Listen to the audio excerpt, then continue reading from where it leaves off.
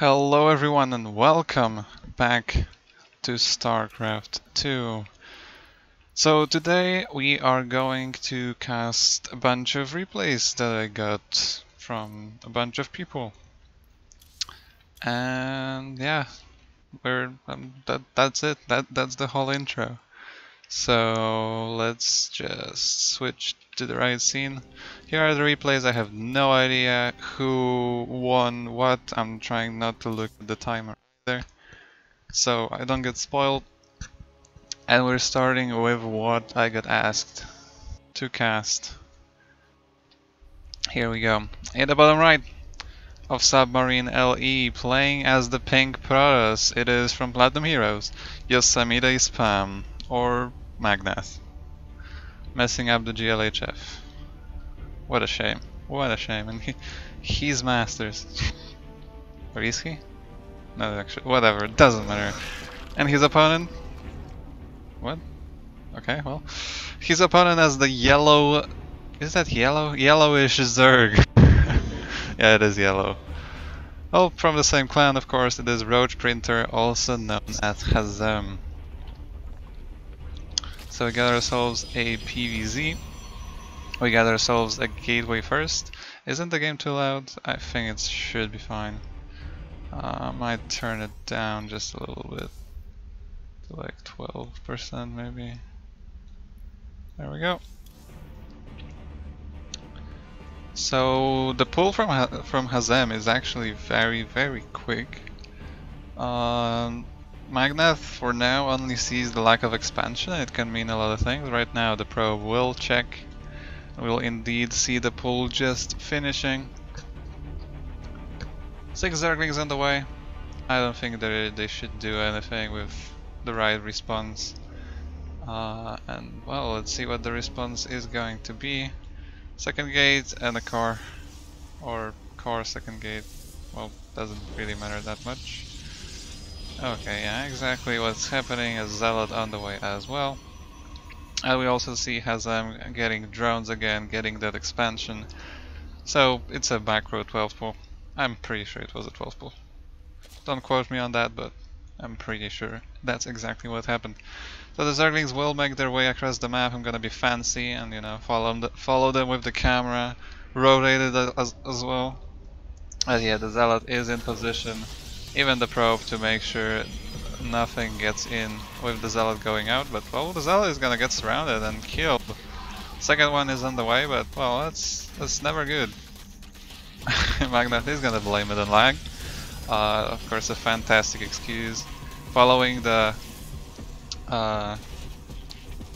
advice of Harstem, you always need some kind of an excuse ready, so you can use it whenever you have to. But yeah, as I expected, of course, nothing really crazy happened. Pretty decent hold from Magnath. He should probably think about Nexus. I think his scouting probe was killed, so he doesn't know exactly what the follow-up is. But of course we know that it's a lot of drones, and there we go. Nexus goes down. And yeah, well, Magnath held pretty easily. He will send out his units across, trying to maybe deal some damage, as there is not really much here to defend. There are 2 queens. No Zerglings though. I would love to see, like, you know, just 4 or so Zerglings, making sure there won't be too much damage done. But well, the potential now is pretty big, so let's see what Magnath can do with it. He's gonna walk into the natural. Drones are not being pulled, but they don't really have to. Right now they will be pulled. Oh my goodness, the chat really obscuring the view. The adepts will shade into the main, and yeah, Magnath is using his opportunity here. The queens are a little messy here. One of them is gonna even fall, and now our Roach Printer, without any roaches printed just yet, is in a little bit of trouble. Finally, some Zerglings will help a lot with that defense. But this shade should also finish, and one adept will be sacrificed to the Blood Gods? No, okay, it will be saved. Checking this entrance. But 5 drones have fallen. there's a lot of issues with lag, sadly. So yeah, I was gonna say it could have been way more drones, but also could have been way less. Like, you know, it was a nice micro battle here. Who came out on top? I'm not sure, because let's remember, Hazem just made a lot of drones. So, you know, these are even if some of them die, he didn't make any Zerglings, so he has a little bit more drones. On the other hand, well, Magnath is currently ahead. He will invest in glaives. Seems like it's gonna be the 4-gate glaive build. I read that fantastic play by seeing 4 gates and glaives being researched. So, you know, in case you want to become a caster, like you can let me call the build. So it seems like it's gonna be 3 base Roach Warren here from from the Roach printer. Yeah, absolutely fantastic. And yeah, the Roach Warren has now finished, so the defense against the Adepts should be totally fine for the Zerg play. What is really lacking though is the creep spread. Like, only now we see some of the creep being pushed further down the map, but I think it could have been way better at this point in the game. So there is no prism. Wait, what? There is no warp prism for Magnath, so he's just going to go across the map. Is he not gonna go across the map with the Gladettes? Now we see the warp prism being incredibly boosted out, but I think it's very late. Like, as soon as roaches are out, the Adepts get a little obsolete. They are no longer that scary. They can shade around, but like 3 roaches will kill infinity Adepts. Almost. You know, like plus minus 1. Okay, so both players actually moving out at the exact same moment, and let's see who comes out on top. The Glaive Adepts are not fantastic, but they are gonna be buffering for the Immortal, a bunch of force fields, trying to catch a bunch of units, not really succeeding here for Magnath, and now the sentries are out of energy. They're almost useless. A bunch of Lings will show up and they will try to surround this army, and they will succeed, so this Protoss army is trapped. The Warp Prism will try to juggle these units around, of course with the help of the player. But the Biles land on the sentries, and now there's just too many roaches. Even the Immortal is gonna have trouble killing all of these Zerg units. A bunch of Stalkers have been warped in, but they will also fall. The battery is just finishing, but it's just this tiny little bit too late and it will fall immediately. Now everything comes down to the juggling. Another Immortal is on the way, but it's just halfway done. Being chrono boosted out, the Warp Prism will fall back, and this 3rd base is in a lot of trouble. But DTs will be warped in. There is no detection here for Hazem, so he's on a very short timer. Oh, getting the Warp Prism is huge, but he didn't get the shield battery. You shouldn't fight in the battery overcharge. Oh my god, that Stalker is just surviving literally everything. The DTs now help defend, and there is nothing to see them, so Hazem has to go back. I think if he just focused it down, he could have gotten the 3rd base. Sadly wasn't the case, and now Magnath is on 59 workers against 38. The Roach printer not printing enough of the roaches, and it seems like Hazem is not going to stop. He will defend this DT harass using the detection from these spores, but he's not making a single drone right now. He is just going full on Roach Ling. He's mining off of 2 gases, so maybe we will see, or rather, so we probably won't see too many Ravagers anymore. And they could be really helpful against, well, just maybe this Stalker, maybe a shield battery here and there. This pylon, maybe, like literally anything can be sniped using these Biles. But on the other hand, Hazem doesn't really have the economy to mine from more gases. He will try to take a bunch, or well, 1 more. He will make a bunch of drones as well, but he needs to deal some damage, and he needs to deal it very, very quickly, as Magnath is really growing, well, way faster with 30 more workers. Wait, what? I guess he's gonna long distance mine. Okay. Like, a little tip for people that don't know. If there is too many workers on a base, it will still mine a little bit faster. Like, because there is like 8, right? 8 mineral patches. So you can have 8 more workers than the theoretical limit is. And okay, let's focus on this fight. A lot of Zerglings here, but the Archons are here and ready, and with shield batteries, yeah, these Zerglings are so very dead. Oh my god, that fight is not a fight you want to take as the Zerg player. And this actually might be it. With this kind of a lead, both in army quality and both in, well, not army size, but yeah, in army quality and the defender's advantage as well, with some great juggling, this Zerg army is now gone. Well, the Ravagers will survive, you know. That's of course pretty nice, but well, there's 3 Archons, 3 Immortals, and a bunch of Chargelets in this Protoss army. And Archon Immortal Chargelet is the composition, the dream composition here. A bunch of DTs will also try to help. There's still no Overseers around, and this would be too many roaches, but right now it doesn't matter. With the DTs slashing through, nice position for Hazem, but yeah, this DPS is just so crazy. Magnath just warping in even more DTs, and GG is called. Magnath takes this game.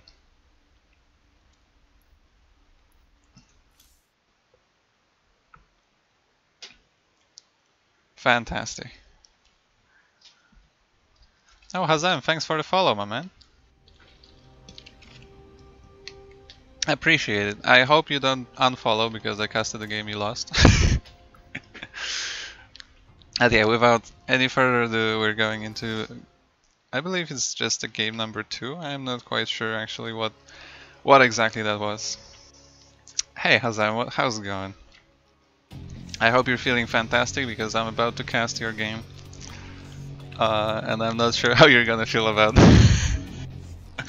No, of course I'm trying to be impartial. Although, you know, Protoss players, I'm a Protoss player myself. So it doesn't always quite work. Anyway, in the top right of Pillars of Gold LE, playing as the pink Protoss, winning the previous game. I can actually, yeah, fancy. It is from Platinum Heroes, Yosemite Spam, or Magnath.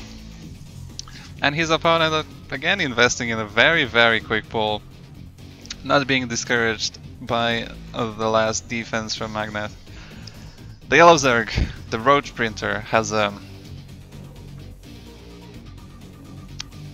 So are we gonna see the exact same opening from both of the players? It seems like it. It seems like it. The pool is gonna finish. We're gonna see 6 Zerglings. There we go. The probe is gonna spot it.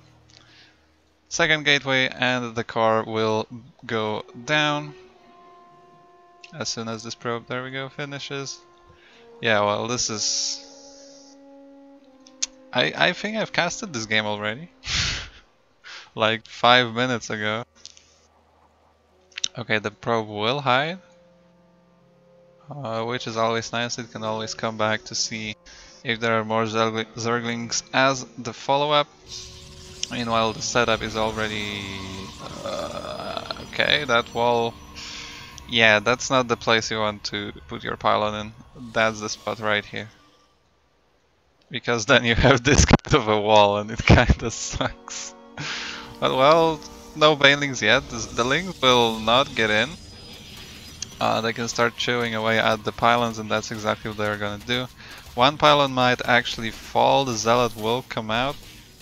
Won't get as hard. Okay, never mind. I was gonna say it won't get as much surrounded as last game, but it will. And another zealot will fall for ire, as well as this pylon. Is there a hole? Yeah, there was a hole, but Magnath on top of the things plugged it immediately. And now the situation stabilizes again. And the thing is, like, if the 12 pull is scouted, it's actually kind of terrible. Just look at the worker counts. It's 18 against 23. Hazem just finished his second hatchery, which is not fantastic for Zerg. And yeah, and Magnath can just, you know, play a standard game, get a bunch of workers very quickly, move out with these adepts to deal some damage, and he's gonna be in a fantastic spot. Third base will be on the way for Hazem. This Nexus is gonna go down. There we go. And yeah, well, it seems exactly the same as the last game. We also have the Twilight Council. Let's see if we're gonna see Glaives. Meanwhile, the Adepts will try to get some more drones again. 2 already falling, 3 already falling. There are some links to defend this time. Nice surround. One of the Adepts is gonna fall. Ooh, and the second one barely survives. 7 HP on this one. Come on, Magnath. Really, these workers can mine from these minerals. Like, it's not a huge deal. I know the red number looks terrifying, but it's really not that bad. It's actually way better than just moving across here and there. But hold up, these things aren't supposed to be here. Hello? Okay, so it will indeed be Glaives. But well, Hazem will have a little bit of a problem. He sees pretty much nothing in this Protoss main base, so he's gonna have to kind of guess. Yeah, he sees the Twilight researching, so I guess he can kind of expect what's coming. But yeah, this proxy is very, very interesting. The Immortals will have much shorter distance to walk, and it might actually take the Roach Printer by surprise. I should probably slow down with the hype, because I'm gonna lose my voice before I even finish like 3 replays.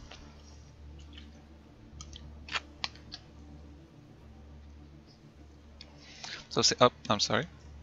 Seems like Magnath is gonna stay, okay, never mind. I was gonna say he's gonna stay on 31 workers, but now he starts a probe.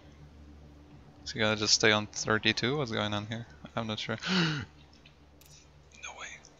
No way. Ooh, he sees it! He sees it! Hazem is gonna scout the proxy, and well, I think it's a little too late, but it's still good to know what's coming. He will see the Immortal production, he will see the location. Oh no, you don't want to do that. No, that's a bad idea. 2 Immortals, 2 Sentries, and a whole bunch of Glodepts. And well, this might just be the end. No. Well, the Roach Warren is finished. There is a bunch of roaches, but well, 2 Immortals are just gonna eat them for breakfast. The Glodepts can deal very well with any Zerglings, and there are 32 on the way right now. The third base will fall. This is a disaster. I mentioned earlier how the Zerg is in a terrible position after not doing anything with the 12 pull. Now this position is getting even worse as the third base falls. The Zerglings fall, the Roaches, oh my goodness, the Ravagers are being force fielded out. Very decent force fields. The Immortals are still alive, and then this looks very, very bad. For the Zerg player, of course. More Adepts coming out, no additional Immortals. I would love to see an Immortal too. Magnath definitely has the money for it.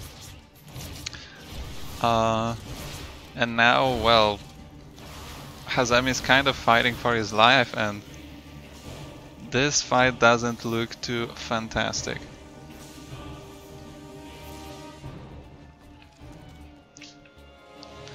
Four Queens, 6 Ravagers, and a bunch of Zerglings. Hazem is even preparing for any DTs, getting spores in his base and his natural. In his main base and his natural, and well, he read this perfectly. I mean, it's exactly the same thing as the last game. There is indeed a Dark Shrine starting. Now Magnath decides to go back, start probe production again. So going into more of a macro game. Oh my goodness, this wall is atrocious. Oh no, I don't want to even look at it. But I think I will have to, as this Zerg army that doesn't look very scary, to be honest. But well, the Protoss is out of position, so maybe it can get something done, maybe force out the recall. That's a lot of Zerglings. A lot of Ravagers. The Roaches are moving across the map, but I don't think it's a good idea. Okay, well, we're starting a base trade, I guess. The Zealot will fall, the Zerglings will stream in. No, screw the pylons. Go to the main, kill the probes. Okay, well, yeah, we have a full-on base trade. Adepts will make their way into the bases. Some of the Protoss army is actually in the middle of nowhere, as these Zerg units are chewing away at the gateways right now. The gateway is not the most important thing in the world right now. Probes falling, drones falling, bases falling. Who is gonna come out on top? I have no idea. All depends on how these players are gonna, well, play it. Even more lag. Some Zerglings will come back, trying to maybe buy some time. Okay, never mind, the whole Zerg army is gonna go back. I don't think it's the right call, as last Zerg structures are starting to fall. The detection almost non-existent at this point, and the DTs can just finish everything off. Even if the Protoss army would have gotten cleaned up, and it doesn't look like it. The Zerglings coming first, the Roaches coming second. Everything is a mess, and I think this game will also go to Yosemite spam. 0 workers and 0 army. GG is called. Magnath takes the second game. Very, very similar games. I would really love Hazem to just, you know, go into this base trade, not care about his own base, maybe try to sneak out a drone or two to rebuild, or even build like an extractor somewhere.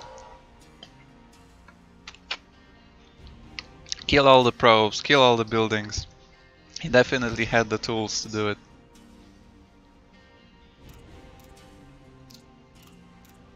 Oh well. Maybe we will see more from this player, as it seems like I have 2 or 3 more games with him, so that's fantastic. Fele. I'm gonna go with Fele. Is it someone I know? Not sure. Okay. Anyway. In the top right of Pillars of Gold LE, our beautiful, beautiful yellow Zerg player, it is the Roach Printer, Hazem. And his opponent, in the bottom left, playing with the blue SCVs, it is from Platinum Heroes, Fele. Fancy GLHFs in the chat. Fantastic. Let me just alt-tab a little real quick. Gonna check something. Okay. I am sorry. Okay, so what do we see? Well, no 12 pulls this time. Obviously. Or, I don't know, like, is 12 pull even viable against Terran? I have no idea. Probably. 12 pull is just so universal. Okay, so both players opening in a rather standard fashion. Nothing crazy just yet. The pull and gas will go down only right now. Single barracks on the way. Yeah, no SCVs sent around the map. Reaper as the first unit.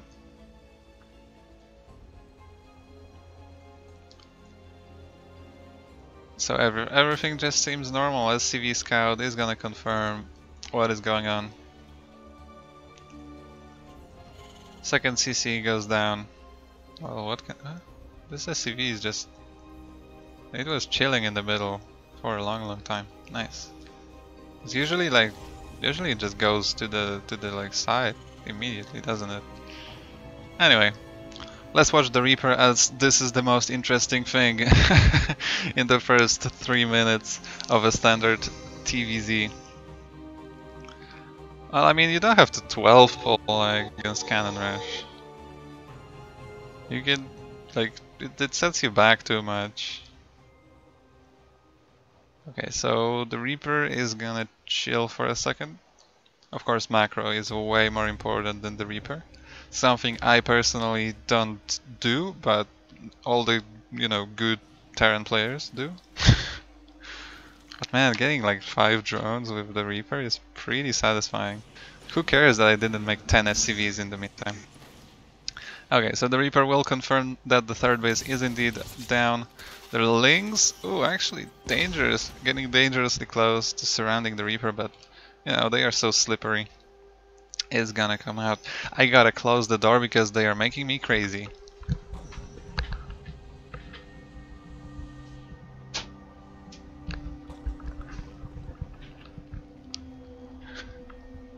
Okay, meanwhile, factory landing by that reactor. Hellions, of course, fantastic units in TVZ. Starport going up. Second base established with a bunker for safety. Fele just making sure he's doing everything right, everything safe. Meanwhile, of course, the Zerg player, being the Zerg player, droning, getting a whole lot of workers. And ooh, are we gonna see a mine drop of some sort? That's interesting. This Overlord might die. It will die. No! No, it was like 1 or 2 shots. No. Okay, well, the Overlord will not die. Never mind. But yeah, we see a bunch of mines. We see a Medivac.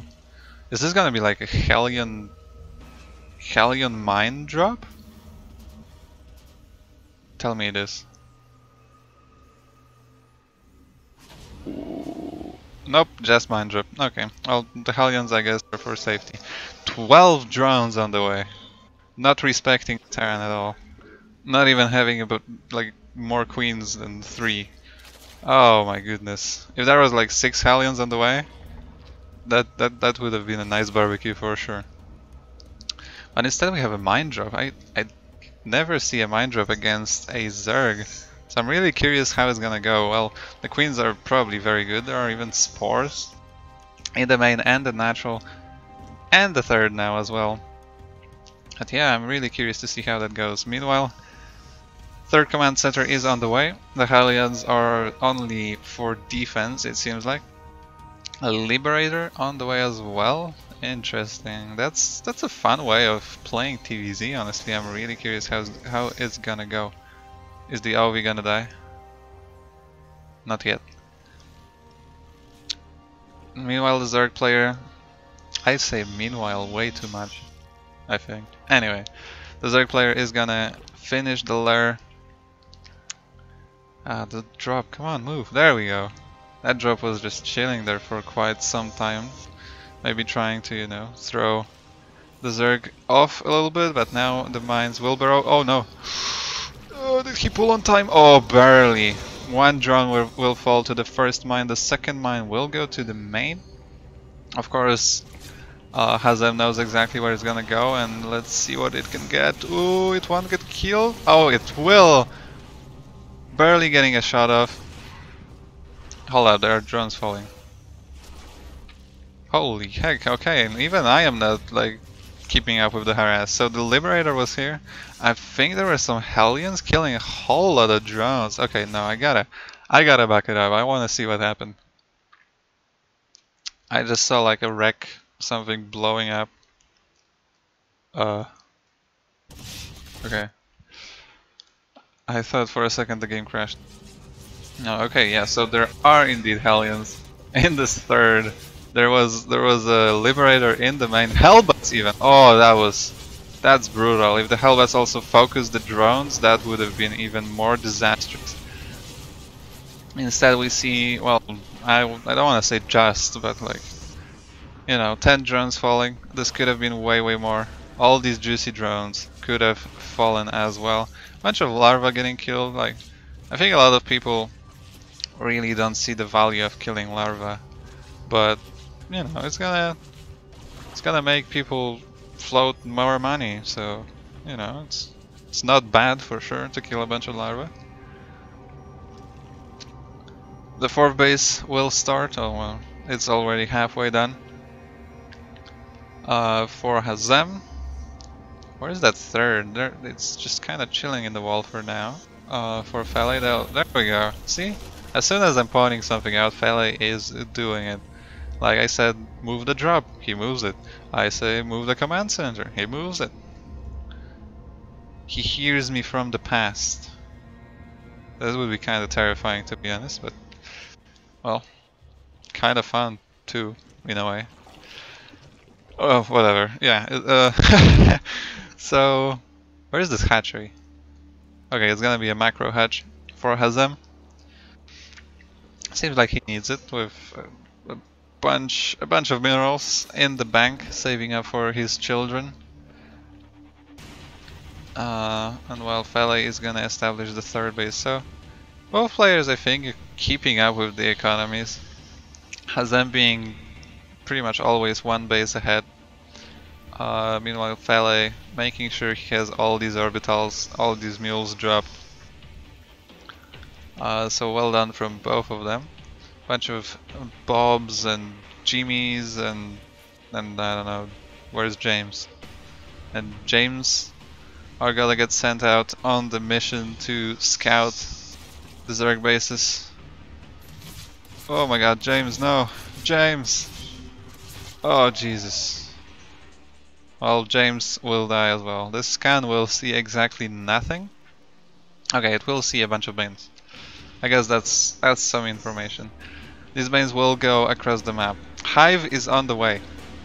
On 67 workers, we see Hive 4 bases. Isn't that early? I don't know. Probably is. But the banes, ooh, the banes are rolling. The banes are rolling. Okay, that wasn't as epic as I was hoping for, but 4 SCVs fall, and I believe a mule as well got killed. And Hazem investing in that, I was gonna say Ling Bane, but it's more Bane and Ling style. Getting 24 Banes at once right now. Also investing in a bunch of drones. I would love to see, there we go, 5th base. He's also listening, like what the hell. 4th base meanwhile established for Fele. It's probably gonna be a planetary. Oh, it's not. It's actually gonna be an orbital command. So Fele really wanting those minerals, and he's really spending these. Like you can see, I haven't seen him go over 1,000 minerals or 1,000 gas so far this game. So very well done. Is he gonna do it right now? Okay, well, never mind. Another Bane runway will be set up. I don't know, like Liam is gonna scout it, but they're just gonna wave at each other and kinda, you know, part ways. Goodbye. Ooh, look at the cheeky move. Pretending to go away and coming back. There is a siege tank and a bunch of bio, but well. Oh, it deals some damage. 5, 6 workers going down. Not bad, not bad. Ultralisk Cavern. So we're gonna see the unit you never see anywhere else. Meanwhile, Liam is gonna make his way across. Gonna see the queen, gonna see the drones, report back and die. Horrible death. Oh, he's gonna actually take some pot shots as well. Good job, Liam. Yeah, but let's focus on the important things like Spire being halfway down and a drop moving across with 8 marines inside. Ooh, actually 2 drops. Nice. So Fele really investing in the double prong harass the whole game pretty much. Well, even triple prong. We had the Widowmine drop, the Liberator, and the Hellions. But let's see what the drops are gonna do. This is just a decoy. This is the real damage here. He's gonna try to get the 5th base while he's distracting Hazem with this small force. And well, it's working. Pretty much the whole Zerg army went all the way to the main, and now this base, well, is gonna be defended by one queen somehow. I guess Fele really prefers drones to bases, and he's gonna get 18. Okay, well, this base got cleaned up, but by a third drop. So again, I'm not keeping up with the action, as Fele is just in 3 places at once, getting 19 drones in total. Wow. I really don't want to play this guy, to be honest. I would just die straight up. Like, I don't have creep, I don't have links, I can't just go to one place at 1 second and then to the other in second. But look at that yellow blob on the minimap. With all these links and banes now going around. They will try to assault, seems like 2 bases at once. It kind of seems like it, unless it's just kind of a setup to pounce on an army that is gonna come or something, or maybe just get us around. I am not sure what the plan is, but for now there are 2 groups of Link Bane. Yeah, they're gonna catch this army. Ooh, this is gonna be fantastic. Hazem, go! Go! First ultras, and this just Baneling's connecting with everything, and this Terran army is gone in pieces everywhere. Wow, that was a fantastic move from Hazem. He's gonna try to use it to kill at least this base, if not the whole Terran player. A bunch of barracks being built here, they are never gonna finish. The SCVs start falling, 7, 8, 10, 11, I was hoping for more. But yeah, well, Ultralisks now going to town on these bio units. There is not that many Marauders, there is not that much micro here. So it's really painful for Fele right now. The wall will be closed, but look at the damage on these Ultras. The Banes could actually open the door, it's taking way too long, but still. I think there's just too much Zerg in this Terran main right now. The Baneling's connecting again. Oh my goodness, this disaster, and GG is called. Hazem takes this game. Wow, that's around. Yeah, that was beautiful. That was beautiful, Hazem. I give it to you for sure. That was fantastic.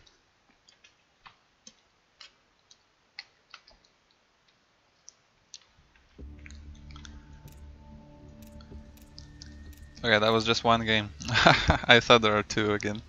But nope. We're gonna follow Hazem through a bunch of games. I believe this is the last one from him.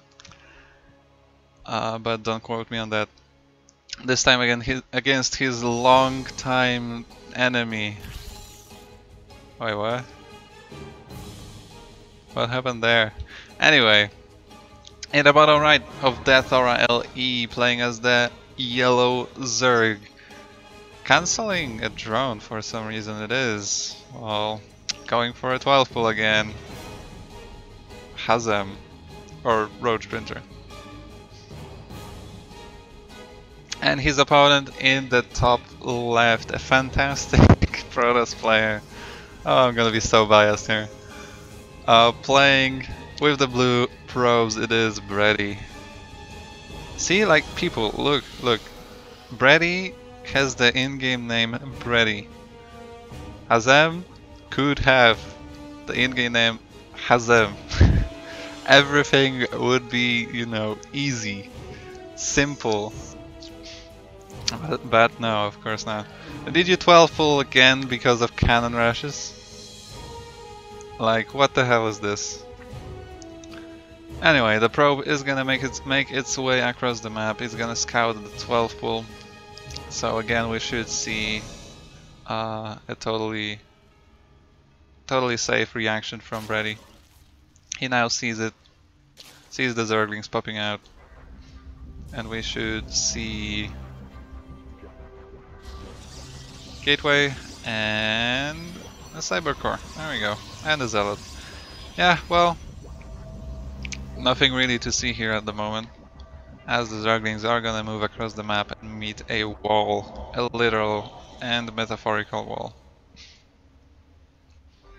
Seems like Brady is not gonna even build a building to zone these Zerglings out. Instead, it's gonna be a probe. Nice little bit of micro. The Zealot will now make sure nothing... Oh, nothing gets in? Nothing gets in. It was a little close, but not close enough. The Zealot is gonna fall. Ooh, the Zealot falls. One Zergling left. It's gonna get absolutely smashed by the second Zealot. And seems like it's been defended. And Brady going for even greedier version of this defense, getting the Nexus way faster. And well, yeah, and the game is gonna stabilize again, and well, again Hazem is gonna be behind on workers. This is not how you want to play Zerg. Hazem, this is not how you want to play Zerg. Well, I mean, he had a chance to win the game straight up, I guess, or something. Okay, the two adepts will of course make their way across the map. There is gonna be a Twilight Council. Is that gonna be another pretty much same game? If Brady is gonna go Glaives, I'm gonna freaking just stop casting and just like play back my casting from the last one, or rather the one versus Magnath. There are some links, and ooh, Brady almost saving that adept, but not quite. No drones fallen yet. That's not a fantastic trade. Two adepts for nothing. Or was it nothing? Yeah, it was exactly 0 drones. Oh boy, yeah, well, Brady going for a more of a micro-focused reaction, but on the other hand not getting the drones, so I guess it's kinda oh my goodness, he's playing Glaives. He's playing 4-gate Glaives. Is it just Magna that changed his name? Like, what's going on here? Oh my goodness. Well, whoop, wrong cam. So what did Hazem see? Not much. He saw the Twilight and the Robo, but he didn't see the additional gateways. But I think he can, in the current meta, he can expect the Glaives.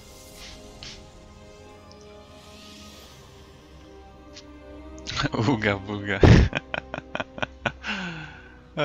Roach Foreign is about halfway done, so roaches should be out in time for the adepts. At the end, there we go. That's Brady playing the pro player style with the Warp Prism first. He's gonna grab these. Okay, well, never mind. He's gonna just go with 6 adepts across the map and the Warp Prism. No Immortals just yet. Glaze finishing right now, and what is there to defend? There will be 6 roaches, so the situation isn't fantastic here for Brady, but also not that fantastic for Hazem, as these adepts are right now across the map. There should also be a warping of, well, 2 adepts, because Brady's supply, look at the pylon is finishing right now. So 2 more right now as well. And let's see how much they are gonna do, because if they're gonna do the same amount of damage as the first 2, then it's not fantastic. Hazem sees the adepts with the Overlord and is gonna move in, try to intercept them. I don't think you want to go off creep. The shades can be really dangerous. And yeah, right now a Queen is going to fall for practically free, as Loco says. And the roaches are gonna try to push the adepts back, but the shades are pretty good, and Brady is gonna finish this one. I think it's a good call here. Gonna shade out, try to get some queens, some lings, maybe a drone or 2, and that's exactly what's happening. A drone or 2 have fallen. The adepts will go to the 3rd. Well, nice micro from Brady right now for sure. He's getting the 3rd base behind it. He's getting Immortals behind it. Roach Printer, you want some Immortals against the Roach Printer. 3 more drones will fall, but I think it's gonna be the end to this attack. It will instead turn into more of a harass. Where's the prism? Excuse me? Oh, okay, well, the prism is in the main. I was gonna say he should do something with the prism, maybe take the adepts and go into the main. Well, he's faster than me. He doesn't listen to me. He's just reading my mind. 14 more drones falling in this main. Actually, 16, 17 more drones falling in this main. That was a fantastic move by Brady here. And now Hazem is in a pretty bad spot. He's gonna try to attack with Roach Ravager Ling. There are 2 Immortals already, third one is being chrono boosted out. Also Blink on the way, which is interesting. A bunch of sentries. Well, I'm not sure if this push from Hazem is gonna be enough. The Adepts are gonna make their way into this third, but there's literally nothing. There is one Queen. Well, a Queen is always nice as well to take down one Roach. I think one Roach beats this, to be honest, but let's focus on the important things as this attack is coming in. There are 2 shield batteries, Stalkers, Immortals, the door are open! Move the Lings inside, no! Well, he will focus down the pylon, which is very, very nice, depowering both of these batteries and actually getting a fantastic surround on this Protoss army. The force fields are not being used, and this might be actually a terrible, terrible mistake from Brady. Too terrible to really get out of, and now the Immortals are falling, the shields not being enough, and this Roach army is infinitely more scary now than it was just a few seconds ago. The third base cannot be saved, but I think Hazem should move to the natural, and that's exactly what he's doing. Just move the Lings into the main! Move the Lings into the main! We have enough Roaches. Oh, the Warpin is gonna be intercepted by the Biles, getting a bunch of these Stalkers, and right now I don't think Brady has enough anything to kill this. One Immortal is gonna look angrily at this Roach army. The boys have been pulled, but this is just a disaster. The printer just too fast at printing Roaches. And there is... Wait, what? There's 0 workers for Hazem. There's 0 workers! Okay, never mind. I thought this game is over. I mean, I still think it is with this amount of Roaches. But, well, there's 0 workers for Hazem right now. If Brady just makes a cheeky probe and sends it, like, you know, into the corner, he may try to do something, but yeah, no, there's not enough minerals, not enough pylons, and Hazem is gonna take this game. When did that happen? Hold up.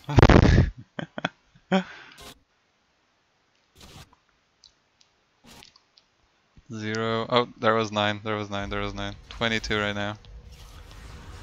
So these Adepts just kinda shaded in and killed every single worker. I can't believe this. Everything was rallied across the map.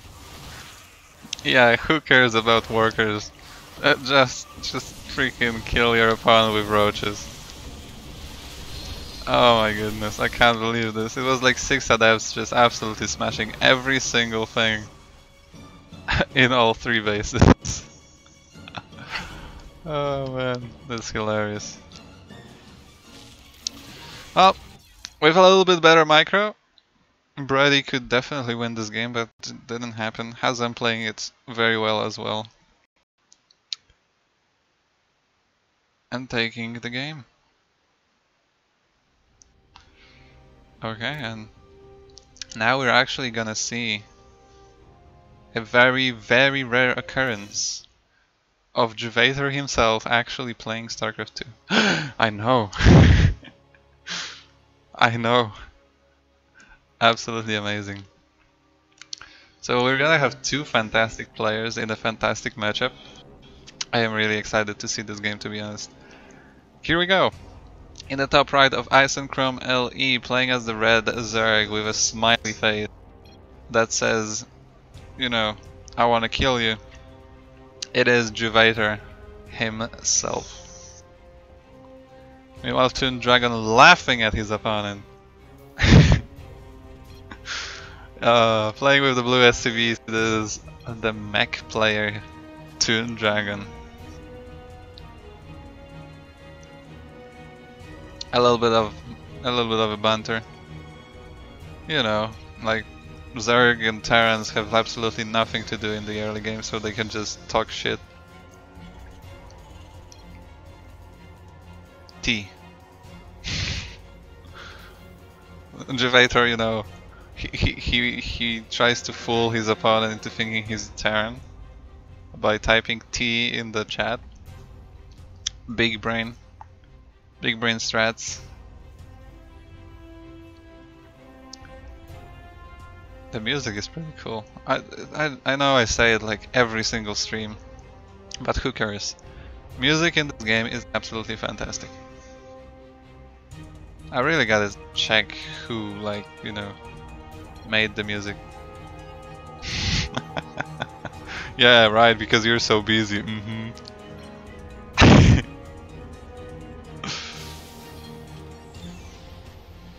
Damn, Juvator absolutely not caring about his community. Okay, I'm gonna stop. I'm gonna stop because I'm gonna get absolutely, like, I'm gonna get my ass kicked if I keep going. Yeah, let's be honest, there's not much else to talk about. A Reaper will be rallied across the map. The spawning pool, scouting this part of the main. Yeah, well, Juvator on 2 bases currently. We should see a 3rd base probably soon. But right now, the most important thing is this Reaper. Let's just appreciate the model of this fantastic unit. It's pretty cool with the stars on the shoulders as well. It's awesome. I wish it was looking the other way. And anyway, the Reaper makes its way across the map. It might actually catch this drone. Nice micro from Toon Dragon. And well, he's just gonna leave. There's not much else to do. He saw the natural. I don't think he needs to see much, to be honest. And well, we're gonna see the first factory, and I'm pretty sure it's not gonna be the last one. Pretty quick 3rd base, actually faster 3rd base for Toon Dragon than for Juvator, that's interesting. The Reaper will try to get something done, but there's just too many Zerglings. 6 Lings is way more than enough to stop a single Reaper. Zergling speed, excuse me, game.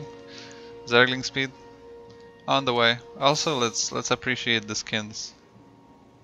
Actually, no, let's not appreciate the skins, because I don't know, like, I just see them so often, it's just kinda normal at this point. Oh wait, hold up, what? I like it, okay, well, Toon Dragon is gonna pump out some Hellions. Gonna make sure he doesn't die to a bunch of Lings. Oh no, he's gonna lose the Reaper, that's a shame. But in the meantime, he's gonna just add 2 command centers almost at the same time. His 3rd finishes, his 4th is, well, more than halfway done. I love this play. Juvator really doesn't know what's happening, doesn't really care, he's just droning happily. But what he doesn't expect, he probably expects, you know, some kind of Hellion harass, you know, he probably sees the Hellions. But instead it's just gonna be 4 CC. 4 CC had before 5 minutes. That's like I don't even know, that's like a greedy Zerg or something. Anyway, Toon Dragon is actually gonna try to harass. He's making it look so normal, it's fantastic, and there's no Overlord here trying to scout what's going on. So Toon Dragon is just gonna try to deal some damage. There is no drones here just yet, so the Hellions are kind of sharking around, not really doing much. It's gonna get a tumor. Nice, nicely done. So Juvator is gonna get a lair and a Baneling Nest. So, you know, pretty much your standard Zerg player. They either make only roaches or only Zerglings and Banelings. Ooga booga Zergs. Okay, this is I'm laughing way too much at this. Yeah, okay, let's see. The 3rd is gonna land right now. Oh wow, I think he's using it mostly for mules and just STV production because he doesn't want it scouted. The Hellions will go down to a lot of Zerglings. That's a lot of Zerglings. It seems like it's just defensively as 12 drones right now on the way for Juvator as well. Jimmy is gonna scout for the Hellions. You know, he doesn't have the driving license, so he got the worst job. Meanwhile, these dudes, you know, have a driving license already, so they got their cars, they got more armor and stuff, just like in real life. So, well, if anybody doesn't know Toon Dragon, like, it was absolutely obvious that it's gonna be Battle Mech. So I didn't even like point the amount of factories. But yeah, it's actually pretty scary. There is no Banes just yet, there is no Roaches, of course. So these Hellions are doing a pretty good job with Blue Flame already researched. I actually don't remember what the actual name is for Blue Flame. But yeah. This is such a cool play. Like I'm like, he's not moving it because he doesn't want it scouted. He's just using it for SCVs, and he's more than keeping up with workers. But let's see, this surround here is gonna do some damage, but not enough. As I said, these Hellions against Lings, this is just a disaster. And now drones will start falling as well in this base. There is no game heart, so I have to pull this out to see 15, 16 workers going down, and this base also is going to die. Infernal pre-igniters, yeah, thank you. So now, oh, there is a counterattack from Juvader, getting a bunch of SCVs as well. And oh, this might actually equalize the damage, but on the other hand, you know, Juvader is on 3 bases, meanwhile Toon Dragon has 4. Mutas will be the choice for Juve. There is not that much to kill Mutas just yet. More SCVs falling. There is, okay, finally Toon Dragon will take care of it, but not after losing actually 18 workers, more than he killed. That's surprising to me, but whew, well, Toon Dragon will scout the Muta transition. Hopeful. Oh my goodness, so many factories. Cyclone's not that bad against Mutas, but also not that fantastic. The turrets, I was gonna say the turrets will go up, but there is literally no turrets that are going up. On the other hand, Juvader kind of sacrificing a whole lot of Mutas for almost nothing, just a bunch of Cyclones. And yeah, it's cool if you kill all the anti-air, but then you have to also have, you know, some air left over. So more Mutas will join, trying to kill a bunch more stuff, but also more Cyclones have been on the way as well, and this is actually surprisingly close. Some more SCVs will fall, and now Juvader actually killing a significant amount of workers while he was making, I think, 12 drones at the time. Not rebuilding his 4th, which is definitely a mistake. Just pumping out Mutas and trading them for Cyclones. I don't think it's what you want to trade them for.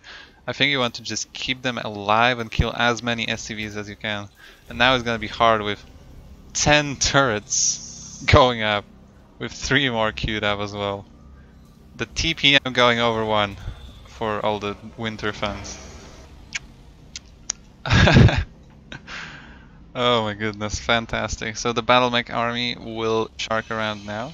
This is very interesting. Like, you have the Muta Ling Bane that needs to shark around the map and, you know, be mobile against another army, the Hellion Cyclone, the Battle Mech, that also has to be mobile and sharking around. So now Toon Dragon is gonna see the lack of F4, excuse me. He's gonna send a bunch of Hellions into the main, and he's gonna get a bunch of drones. Juvader not reacting on time. Meanwhile, the main army is gonna try to like pressure the natural, and this is not enough Mutas with decent enough actually, this might be just enough Mutas. But the drones have been falling in the meantime, and well, this number is very, this like bar is very close to the middle the whole game. Same goes for the amount of Cyclones and Mutalisks. It's very similar the whole game. 1 Muta will be left over after winning this battle against the Cyclones. And 8 more mutas are on the way, but also 6 more cyclones are on the way, so this is awkward. Like, dude, just shoot it. It's right here. You can see it, man. Like, dude, why do you have all these like red targeting things here if you can't even use them? Okay, the Muta will fly away. Missed opportunity here by Johnson. And now the 4th base will land and we'll leave 1 SCV in this 3rd. There's actually not that many SCVs considering that there were 4 CCs before 5 minutes. And now Toon Dragon doing what he's best at, pressuring with Battle Mech. He's gonna lose a bunch of Hellions, sadly for nothing, as the army of Juvader is right here. But Juvader's still on 3 bases. This is so painful to see. I'm not a Zerg player, but I know that you should be on more bases, especially against Battle Mech, because trades against Battle Mech are so tough that you probably need some better economy. Baneling speed is not finished. It's gonna finish in just a few seconds. That's painful for now. And oh my goodness, the Hellions! Hellions getting some really huge connections. The Banelings, well, they are gonna get some good connections as well, but I don't think they are good enough as well, they will get most of the Hellions, and the surround right now is actually very, very painful for Toon Dragon. Holy shit! The Mutas will clean everything up after the massive surround. And now Toon Dragon in a little bit of trouble. He doesn't have a single planetary, so he's gotta rely on his tank Hellion army, and it's not fantastic against Mutas as, well, none of these can shoot up. Well, there is the 13 or whatever, like, turrets. 18 turrets, okay, I was wrong. 18 turrets will now be very, very important, but I still think Toon Dragon needs to repair them, as this flock of Mutas is actually huge. The turrets will do their best to do something, but they really want. And the amount of turrets and the amount of cyclones right now is way too big, and this whole flock of Mutas did almost nothing. They killed a bunch of turrets, maybe even a little bit of SCVs, but this wasn't a fantastic trade for Juvader, so both players kind of miss-microing a little bit and losing a lot for them. If Toon Dragon, oh my goodness, he's making two bases at once. Like, can you make like 1 base? Can you just make a 1 base, please? Like at a time. Okay, but this is what I'm talking about. Like, these trades are so efficient. Well, not anymore, as the Mutas will join and they will just kill everything. The tanks siege up in the worst possible place and worst possible moment. There's not enough anti-air. Just make Thors or Cyclones, that's fine too. So yeah, well, the tank transition didn't really work out for Toon Dragon here. These lock-ons are fantastic. He's gonna get so many Mutas for almost nothing. But also these Mutas are getting a lot of stuff for almost nothing. These players are dealing blows left and right, and it's absolutely fantastic. I have no idea who's gonna win and how. On one hand, Juvader is just now on 4 bases. I think Toon Dragon's economy is just too great. Juvader running out of gas as well. He's gonna have to make 44 Lings, and Lings are terrible against the Hellions. And on the other hand, these Mutas are dealing so much damage the whole time. I think there are enough Cyclones, 2 more command centers are queued up. I think there's just too many Cyclones right now, and there are 6 more in production as well. Toon Dragon finally respecting the Mutas, and I think this is gonna be the final blow as Toon Dragon just expands everywhere. Who's the Zerg player here? Because I am not quite sure. The Battle Mech army will now move. There is mostly Zerglings here and just a couple of Mutalisks. This is not enough to defeat this army, no matter how hard you try and how much of a surround you will get. The reinforcements will get caught, but yeah, this is not going to work unless it is. Actually, Oh no, the Hellion connections are massive. Maybe not massive enough though, as Juvator has to pull back. Okay, the Anti-Air will get killed eventually. And now, oh no, the Hellbats though! Ooh, this is barbecue time. GG is called after losing all of these Zerglings. And Toon Dragon will take the victory. Whew, that game was actually fantastic.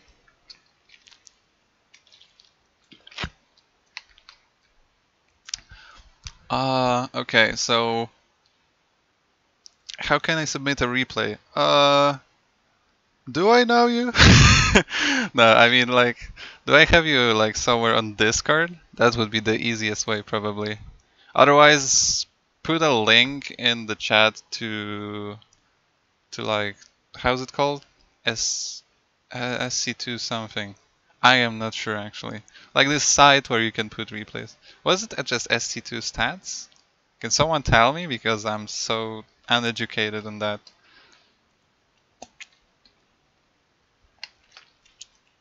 So yeah, Palisade, if you want something casted, just put a link to that site that I'm thinking about. You have to read my mind because I don't remember the name. And sure, yeah, I can cast, no problem. Because these replays that I just casted were the the obligatory ones, I will call them. That I kind of, well, not had to, but you know, was supposed to cast. I have a bunch more. Let me just check something. Yeah, I have a bunch more, but they are kind of just additional ones. So yeah, I'm gonna cast one more, and like if Palisade wants, like if you send me the link, I'll make sure to cast that as well. Oh, we have a 2v2. I'm gonna cast the 2v2? Sure. I'm curious. Oh. Let's see if the other ones are maybe from the... Is it gonna disconnect me either way? Is it gonna crash the game? Okay, no, it's fine. This one. Is this one? Yeah, this one is in current version. This one is also in the current version.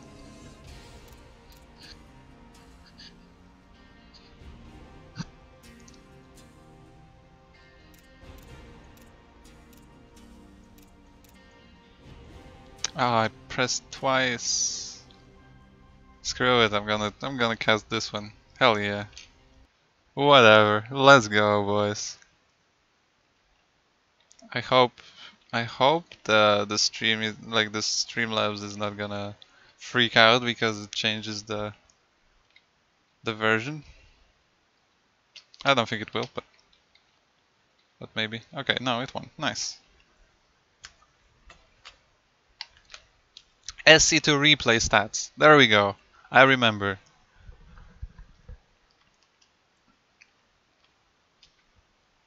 So yeah, if you give me the link to SC2 replay stats, then I can download it and cast it right here, right now. But meanwhile, we will have, hold on, how you change colors? I have no idea. I guess we're gonna play with whatever we get. Here we go, in the top left corner of Divergence LE. Whew, the red Zerg Frozen and the blue Protoss Magno will face against the bottom right players, the purple Protoss. Is it? Yeah, it's purple Protoss. Fire Falcon and his teammate Alpha Squad, the teal Terran. Does someone in the chat know how to like change the colors into the team ones, the standard ones? I know there is a way, but I don't remember quite. I don't quite remember how. Okay, let's hope I'm gonna keep up with the action. So we're gonna have a gateway here and a 12 full with an expansion. Was it a 12 full? Yeah, definitely. 12 pull and 12 hatch. Interesting. These are some next level 2v2 strategies that I just simply do not know. Okay, so seems like it's gonna be... I'm surprised the gateway is in the wall, to be honest. I would prefer the barracks because you can lift them, but that's okay. 2 pylons have been placed as well before the gateway. Okay, well, and there is a forge. What is going on? I'm not even gonna try to predict what exactly is gonna happen. Okay, I'm gonna try. Never mind, I lied. So I think the forge is mostly defensive, especially that I don't see any probes on the map from the blue player.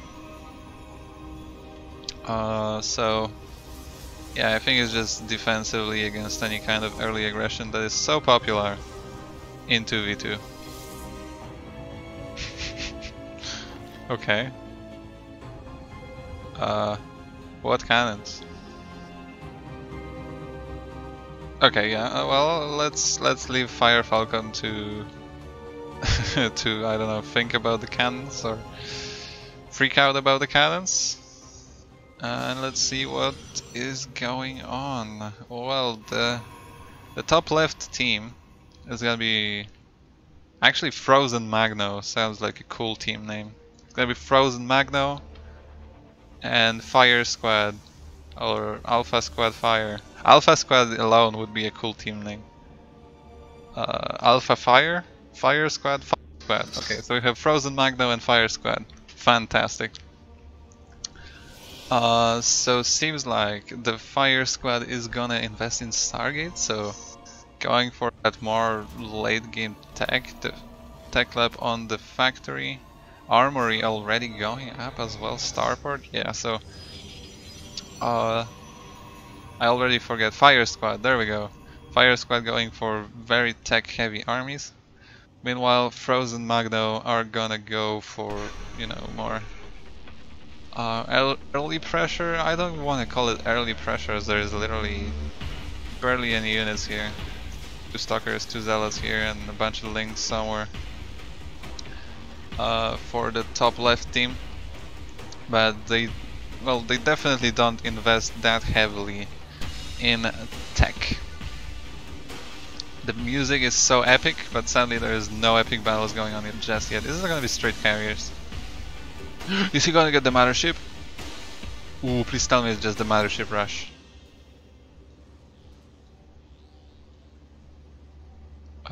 Is it? Yes! Yes! Fantastic! This game just got 100 times better already. There will be a Stargate for Magno, so yeah, they did invest more in units at the start here, but it seems like it's mostly to free up these expansions. On the other hand, well, there are 2 Stargates on 1 base at the moment. Okay, no, Magno is gonna expand indeed, and this base will probably go to Frozen. And well, Alpha Squad, I kind of forgot to mention it because I just saw it on the minimap, is long distance mining from these golden minerals. I think it's a pretty good setup here. Like, it's not, you know, perfect, but at least you don't have to kill these debris. And oh my goodness, the Fire Squad is full on tucking out. There's gonna be cloaked BCs.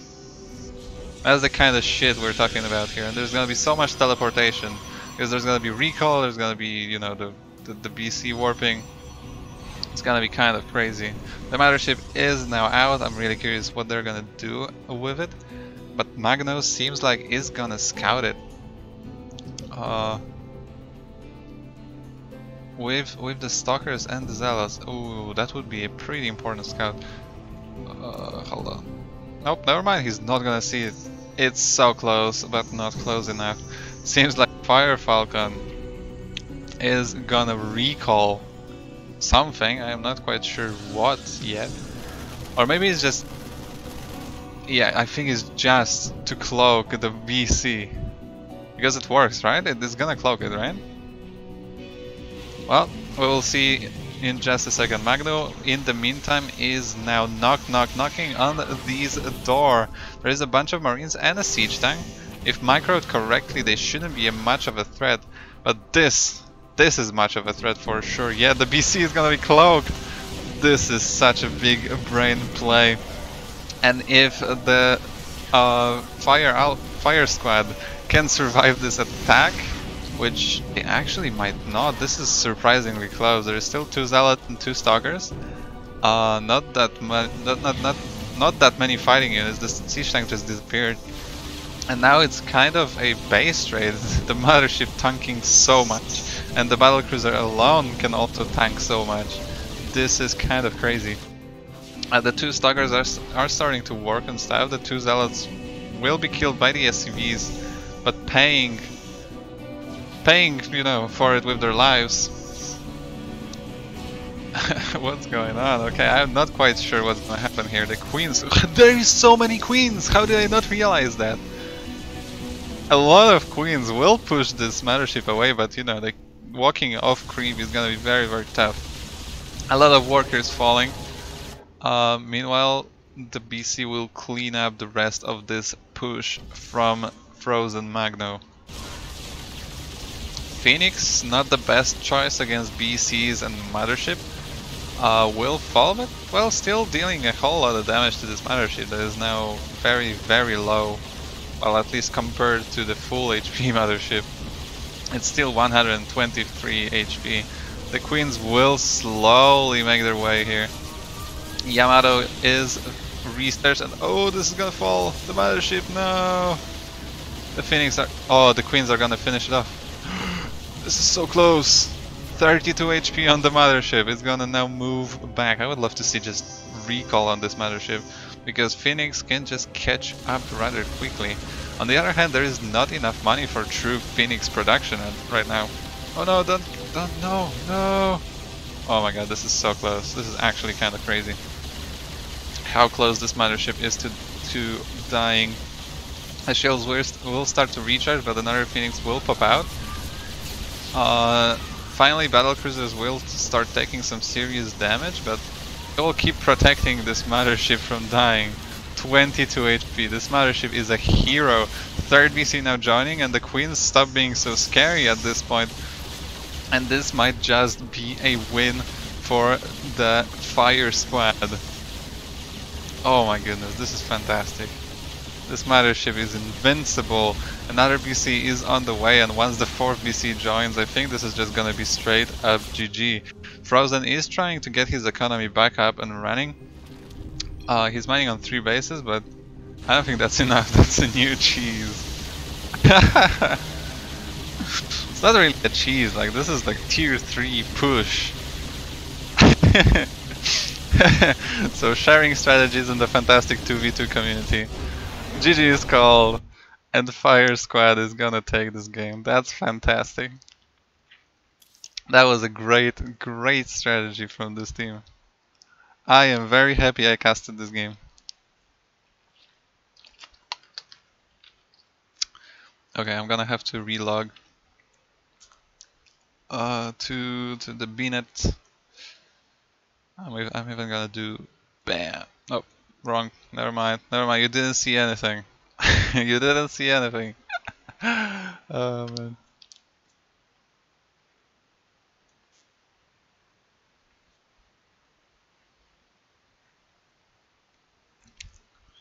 Great games so far. Like the last two games were so fantastic, for sure. I love them.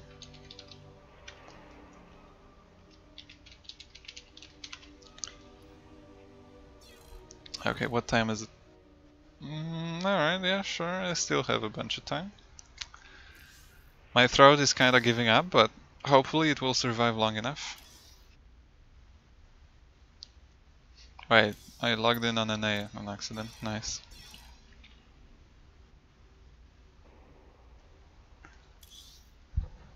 So seems like we're not gonna have a replay from Palace Aid, for now at least.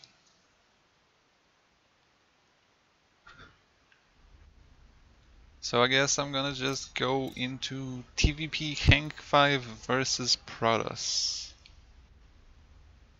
on the Thora.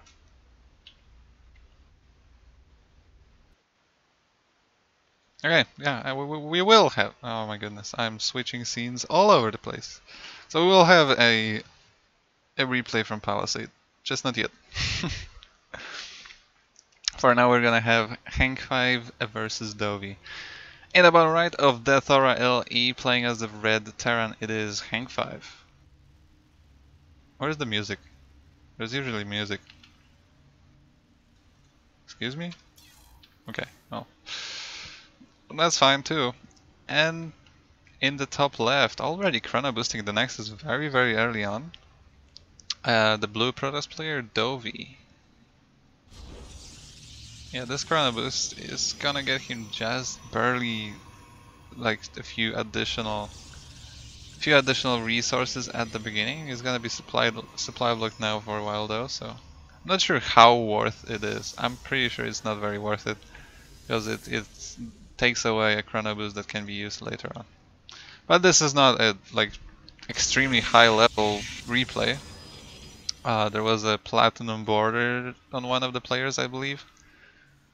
So yeah, let's not expect like partying level plays here. A forge after the gateway. I'm curious if it's just for defense or is it gonna be actually offensively used as well. I am very annoyed that the music isn't working. There we go. Why was it turned off? There we go, much better.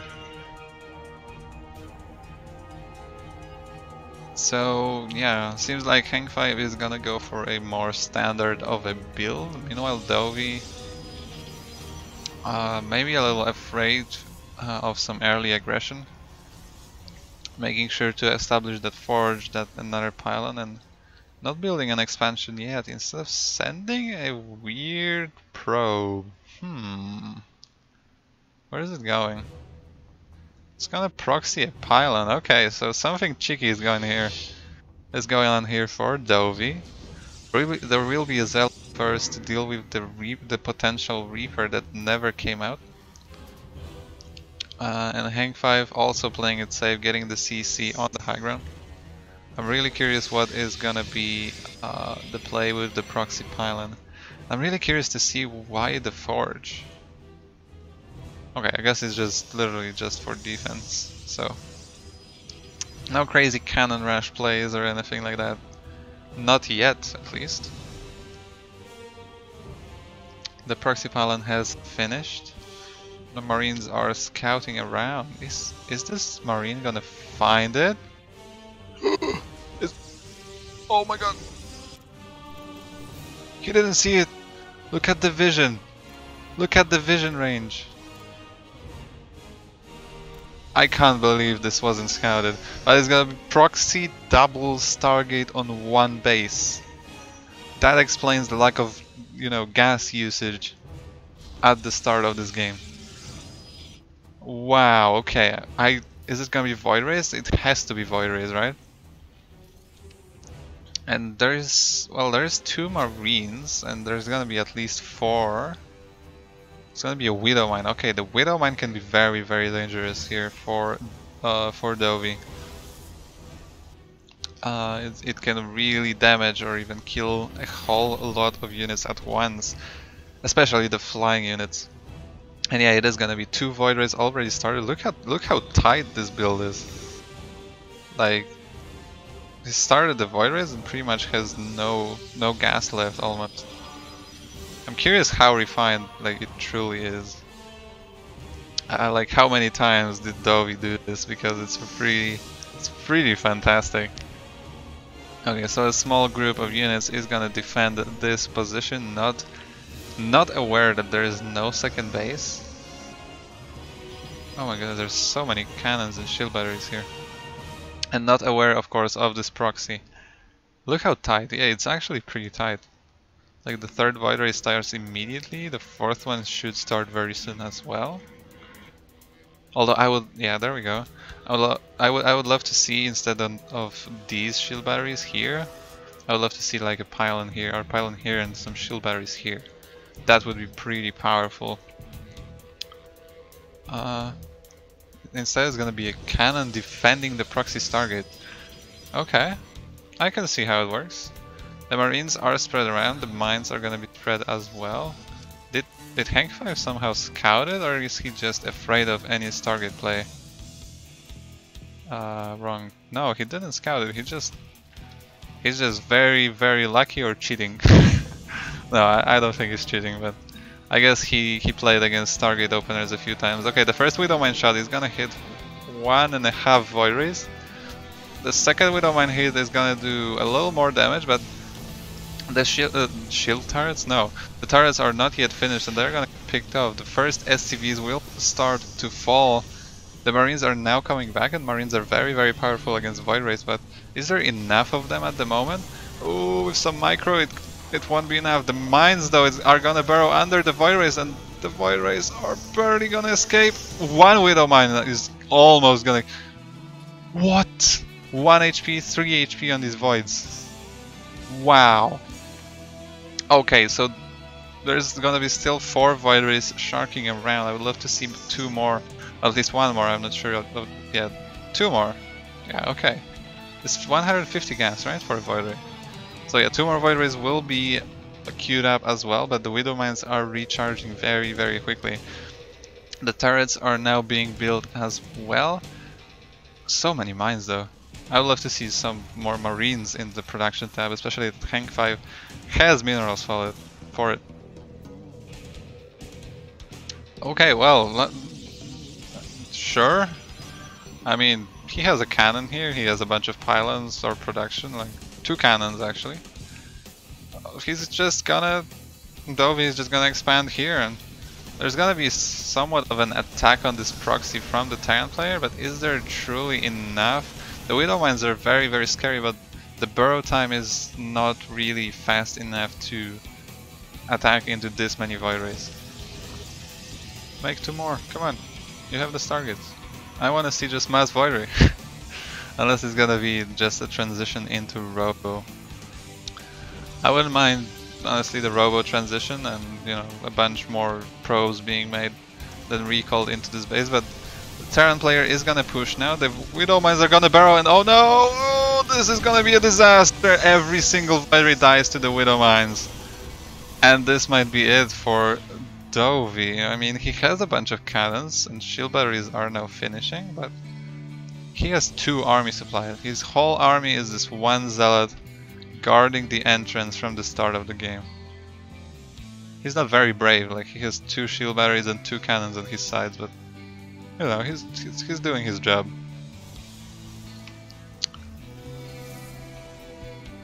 Hey, check. Check 94. Fantastic. Have you been born in 94? Is that the number? Anyway, 2 more Void Rays will start right now. There will be an observer. Not a terrible idea against the Widow Mines. Meanwhile, Hank 5 is gonna invest in... Oh, not in 94? Okay, well. What's the number for? Like, why is it there? What's the meaning? I'm getting distracted. There's so many Widow Mines everywhere in the main here. Holy heck. I don't think Void Rays can really do much at this point. Especially with the amount of Marines as well. These rocks will meet their fate. Seems like Hank 5 wants to pressure his opponent maybe. And yeah, there are cannons and shield batteries. Maybe with battery overcharge this can be... Wait, is there a battery overcharge in this version? Yes. Okay, because I wasn't sure, because it was... No, it's on the current version. No, what am I talking about? Never mind. The last one was on the previous version.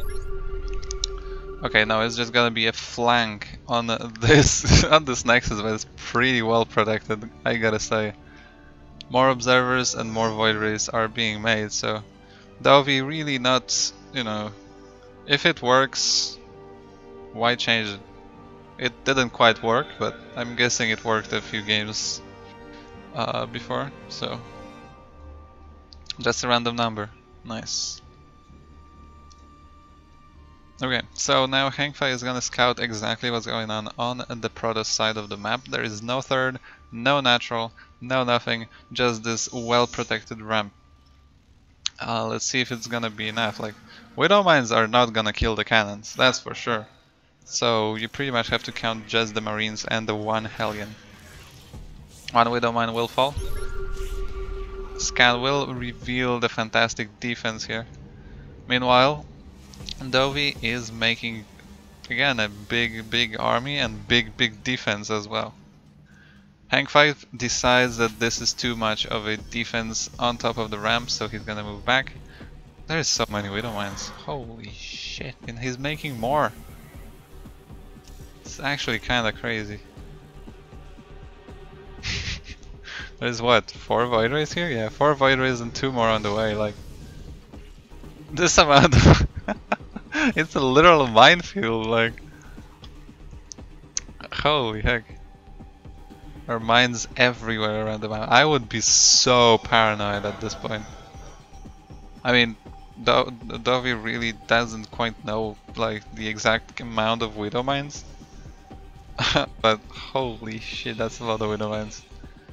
I hope this replay isn't just like the rest of this replay isn't just sitting for 20 minutes making a maxed out Void Ray army and then flying into all these Widow Mines. That would be so sad. Okay, well, I wanted to point out that there is no orbital command here, but well, not anymore. The orbital command has been established. And well, it's a little bit of a passive situation at the moment. Nobody really attacking. To be honest, I'm pretty sure Hangfei is scaling way better than Dovey. So I think Dovey is the one that should attack. But he's content at the moment on his 2 well protected bases. There's a pylon here, okay, well. Seems like a probe managed to get a pylon here and then died. And seems like the hero zealot also met his fate.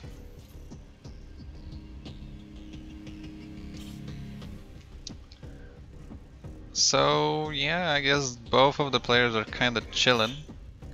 There is a Thor on the way. I guess not a terrible... Oh, something's going on. Okay, first Widow Mine hit. Hitting a lot of these Void Rays. The shield batteries will now help significantly, but it's still gonna be kinda tough to go through the whole minefield here. There's so many mines. There's more mines than Marines, like I'm calling it right now. 39 mines, 42 Marines. I was close.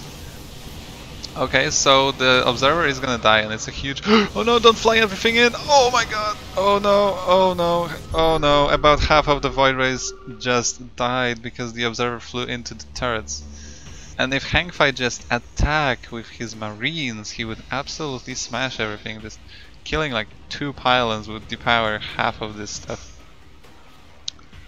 But well, I guess he's going into Thor production right now. Going for that, you know, very famous marine mine Thor composition. He's getting a 4th base as well, so making sure he stays ahead. Dovey just getting his 3rd. Of course, with the Ridge Vespene geysers, like, you know, Void Rays are pretty gas heavy compared to most units, so having these geysers is gonna be beneficial. I would love to see a recall on these probes, because they are mining at like half the efficiency or something. I don't know, like I kind of guessed the half efficiency thing. Okay. So this base will also be very well defended, seems like,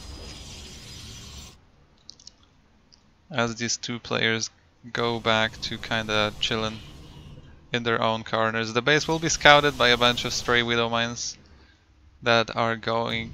What? Scouting Widow Mines. That's the kind of shit I'm saying right here, right now. So scouting Widow Mines will confirm that this base... Okay, never mind, they just kind of... What? It was a flank? I'm not sure, but well, the 2 Widow Mines will secure this choke. Meanwhile, the Terran army is now finally moving out. The scans will confirm the position of the army of the Protoss player. And nothing will happen. There will be a small force splitting up here. Going all the way to the natural, checking what's going on, I guess. Not sure exactly, because the Widow Mines are scouting everything here. Meanwhile, the main army will kind of posture around here, setting up the minefield, of course, making sure that these bunch of Void Rays won't kill every single Marine here and 3 Thors. And in case you didn't realize it was sarcasm, like, this army absolutely smashes literally everything that's here on the map for Protoss player.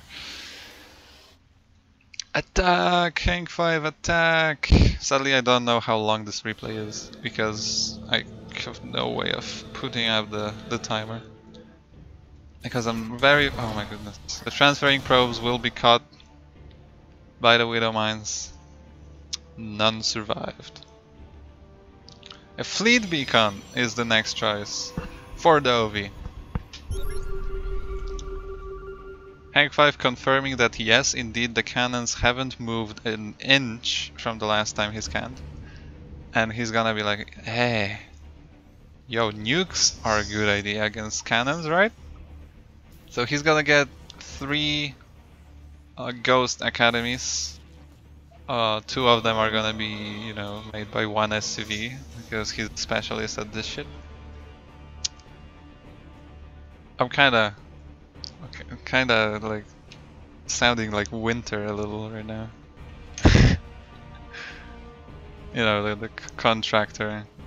Yeah, whatever. So both players chillin'. They are very content. Like, why would you fight? Why would Protoss and Terrans fight if they can just leave together? There's enough minerals for everyone. Like, the Terrans will mine from like this general area, and the Protoss will mine here. Like, why not, right? It's a little tense in the area, you know. Like, the tension is pretty high with the huge armies standing right by another, and all the cannons and all static defense everywhere, the mines. But does it really matter? Everything that matters is friendship and love. So another attack squad will... How did he know this base was there? What?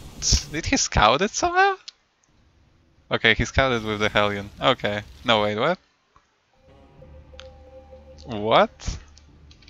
It's kinda crazy. I mean, it's maybe not the most obscure position. Yeah, he was just scouting. Okay, okay. I'm sorry. I totally didn't suspect Hank 5 of cheating. No, I was just really curious, like, if he was just lucky or he expected it, but he was just kind of lucky. Some Widow Mines will fall, but I don't think Hank 5 is really that sad about it. The Void Rays will try to fight the Marines and will indeed succeed with the... how's it called? The Prismatic Alignment, which does exactly 0 bonus damage to Marines. Seems like one of the carriers scouted the Widow Mines. Are there any observers? There is one. Where is this observer? Excuse me? Okay, it's with the army. So there is one observer on the map against 38 Widow Mines. It was a little more than 38 just a second ago, but some kind of died trying to scout. How long is this game? Excuse me. 2 nukes on the way. I'm kind of gonna speed it up because it's just... both players are kind of just sitting. Like, Hank 5 is, you know, playing around, sending some Marines, sending some scouts. And Dovi is just building up his ultimate Protoss army of doom that will get absolutely demolished by Widow Mines. I'm calling it right now. Like, he's gonna try to fly in somewhere and there's just Widow Mines everywhere. The observer is gonna die to like a turret Okay, nukes should start landing soon. The ghosts are here and ready. So maybe Hank 5 will finally feel brave enough to push through these cannons. Maybe. Ooh, something's happening. The Protoss army will fly into the mines. Okay, the observer is here. It's not gonna get picked up because the interceptors have priority. One middle wine. One widow mine shot goes off. And first nukes will. Don't tell me this whole army is gonna die to 2 nukes. Ooh, he's actually focusing down the ghost, but the widow mine hits are so brutal and the nuke will land. Oh, almost catching like 3 carriers here, and finally Hank 5 feels brave enough to attack with a bunch of Thors, a bunch of Marines, and so many widow mines that I can't even count them all. Widow mines will barrow, will get some hits, get some shots off, one of them landing mostly on Thors. But yeah, this is just way too much Terran, like look at the supply. And I hope that this is gonna be over, that Hank 5 is not gonna decide, oh no, I lost so much, I gotta go back. And instead he's gonna finish this game as the last carrier. Okay, well, 2 just popped, but the last carrier of the old army will fall. And yeah, I mean, the Thors kinda kill it at this point. Where is the whole army? Like, there is a bunch of Marines and mines. There's just so many mines, so much supply is in the mines that like this 180 supply isn't actually that scary. I mean, it's still kind of scary like to move out, but if the carriers just kind of chill here, like the widow mines are gonna do more damage to Thors trying to kill the interceptors than anything else. But even the interceptors are slowly but surely dying here. Some widow mines will burrow in this mineral line, getting a bunch of stuff as well. And Dovey kind of hanging by a thread here. Seems like he will indeed fall to the Terran Dominion in the end.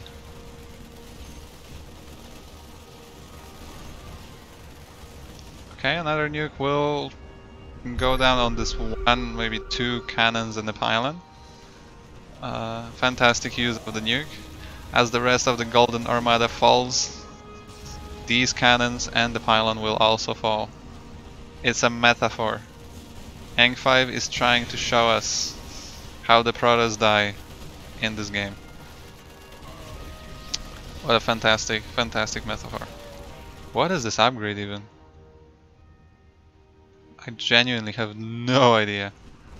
Okay, like, is it gonna end up on him killing all the buildings, or...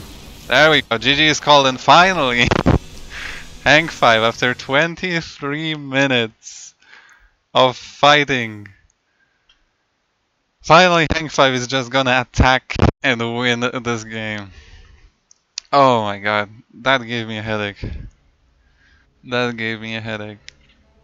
It's not coming up on SC2 replay stats. Weird. I have no idea how it works. Like I would love to help you, Palisade, but I just don't know how. Oh my goodness, this game was so tiresome. Like,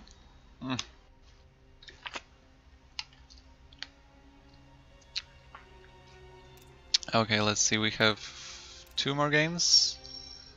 One of them is 18 minutes, one of them is 8. To be honest, I think I'm gonna go for this 8-minute one and finish it off. Unless Palisade figures out a way to get his replay to me. Unless it's like half an hour long, then I probably won't cast Palisade. Like, I'm sorry, but I'm not as good at, I don't know, like managing my voice as some professional casters. Okay, let's see if it's gonna work. Please work. Like, I'm casting for almost 2 hours now, and it's kinda showing. Why isn't it working?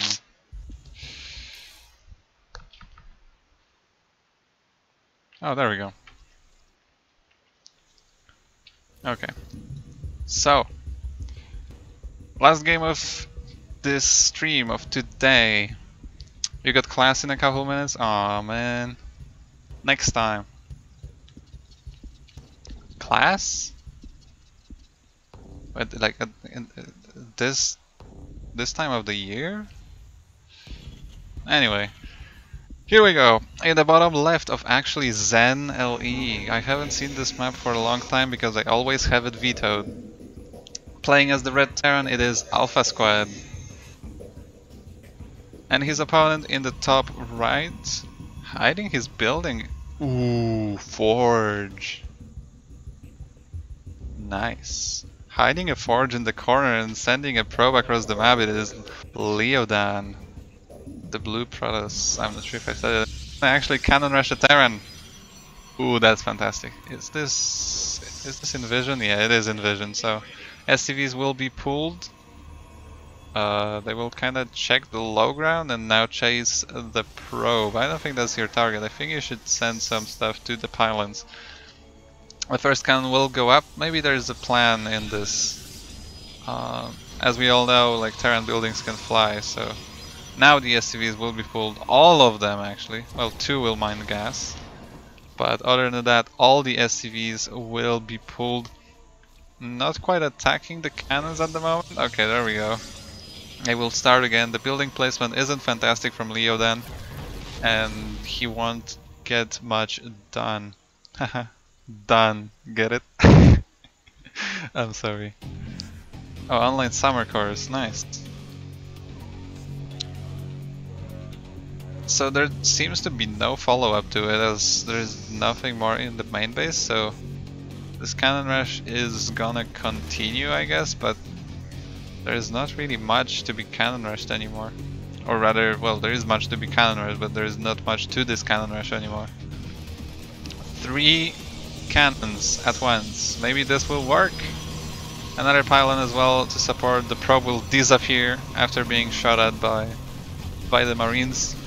And the cannons will start falling to the SCVs. Finally, Gateway is going to get placed in the top of the map, but I think Alpha Squad is a little bit ahead. He didn't make the orbital command yet, which is painful to see, but hopefully he will make it rather soon. Also, this is an interesting wall.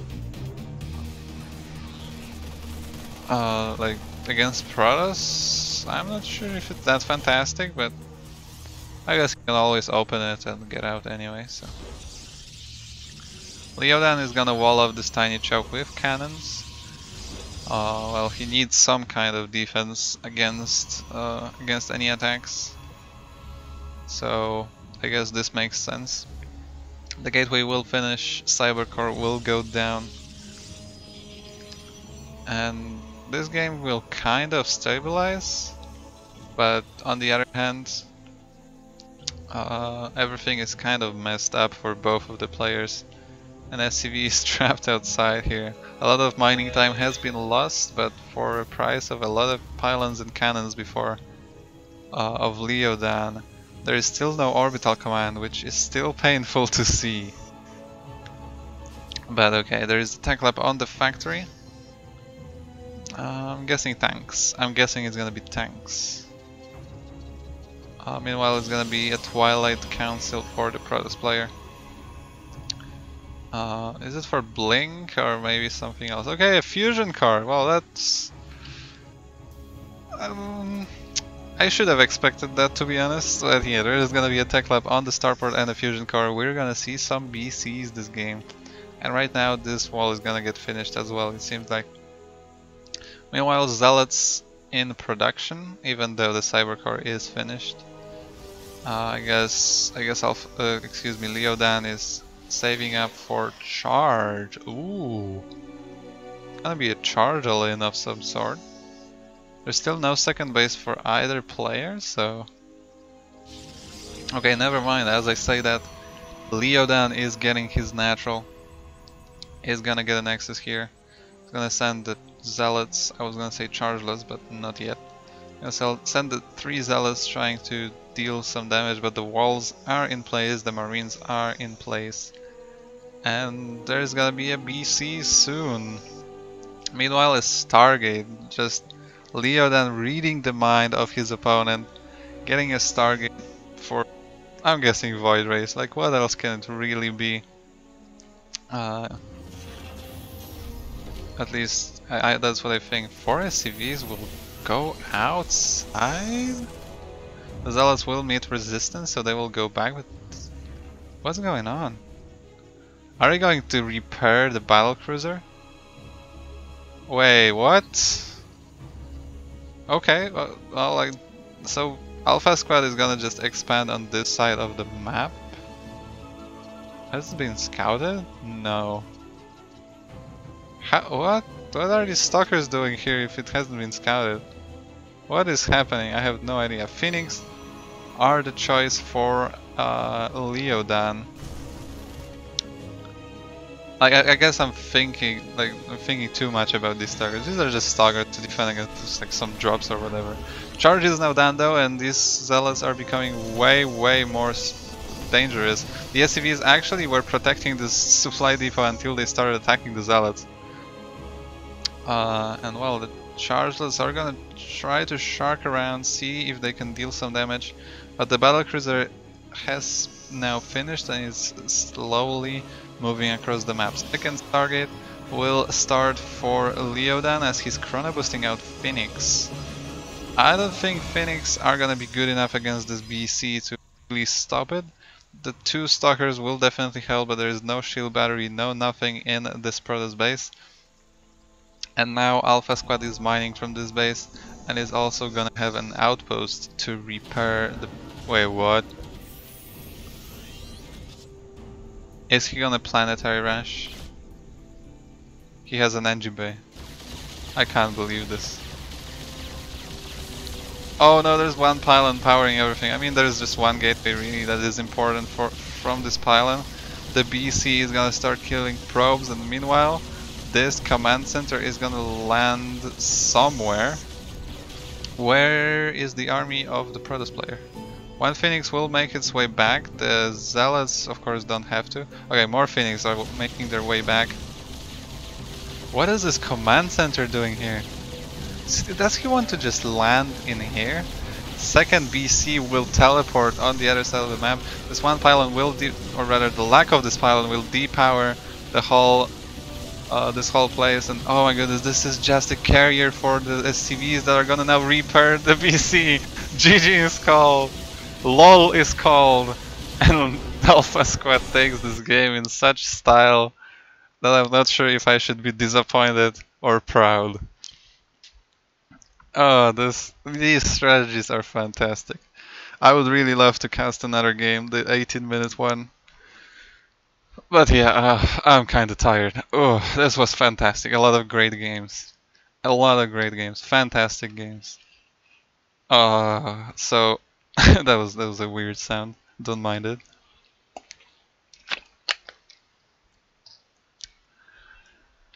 So yeah.